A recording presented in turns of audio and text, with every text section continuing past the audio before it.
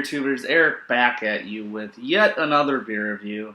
Today we're looking at something from Green Bay, Wisconsin. It's a little brew pub across the river from Lambeau Field, and it's by the name of Titletown Brewing Company.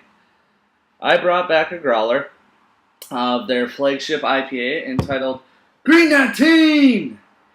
Yeah, that's what Aaron Rodgers says before he's about to lob up a touchdown to Jordy Nelson, Randall Cobb, Jermichael Finley, James Jones, etc. Anyways, so this beer I've had before. It used to be called Hopzilla, I believe, before they rebranded it.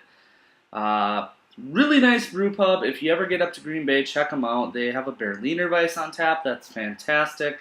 Not sure if it's year-round, but a lot of really good beer coming out of them. And you know what? You hear that hiss in the growler? I had to have some the other night, but man, these guys do some good stuff. So I'm going to quick pour it up into my glass before we start talking about it. It clocks in at 6.5% alcohol by volume. I actually could not tell you what hops are in it, what malts are in it. They did not list any of that.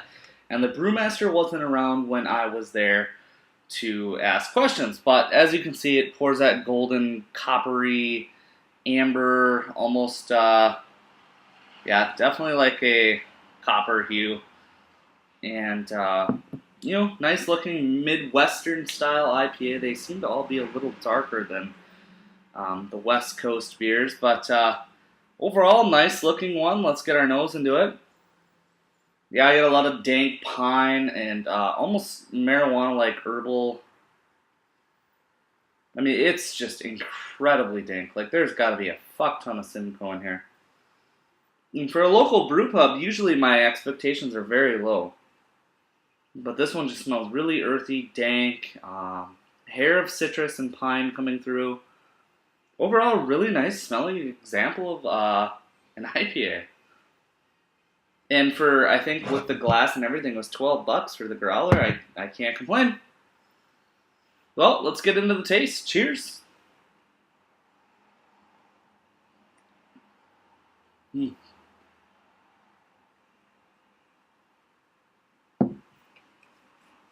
Immediately at the front of the tongue, I get just a massive wave of piney, dank bitterness. Hints of grapefruit and citrus combined with a lot of pine. Not a lot of malt.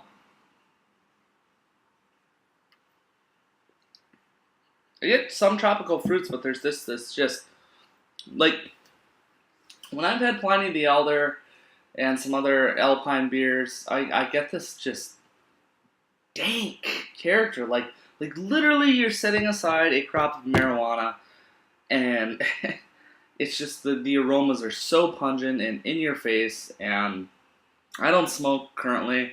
I haven't done that in many years. I just kind of left that habit back in college. That was something you try once and you don't really continue doing. But for all you guys who still continue to do that, you know what dank means. But it's a term you hang on to, and it's a very descriptive word for IPAs, at least in the West Coast fashion. And I'm actually really, really, really impressed with Green 19 IPA. The aromas are nuts. The flavor is really smooth, dry, crisp, bitter. Goes down really easily. Kind of makes you want another glass every time you take another sip. So, this is the G-Force beer, the Go Pack Go. This is a beer I could actually feasibly see them serving at Lambeau Field. I was there for family night on Saturday, and man, I was just really depressed on how much shit beer there was on tap. Golden Light, or McGolden Light, Coors Light, Miller Light, all the lights. I get that. That's where that beer is produced. But there's this much good craft beer. There's Hinterland Brewing Company. There's New Glarus. There's this Titletown stuff that is just awesome. And you could serve it for much cheaper than $9 a glass. So, I don't know, guys. What do you think about stadium beer? What kind of beers are served on tap by your stadium or your professional sports? Is there anything worthy? How much does it cost? I know a glass of Liney's was $9 there. A glass of McGolden Light was $7.50.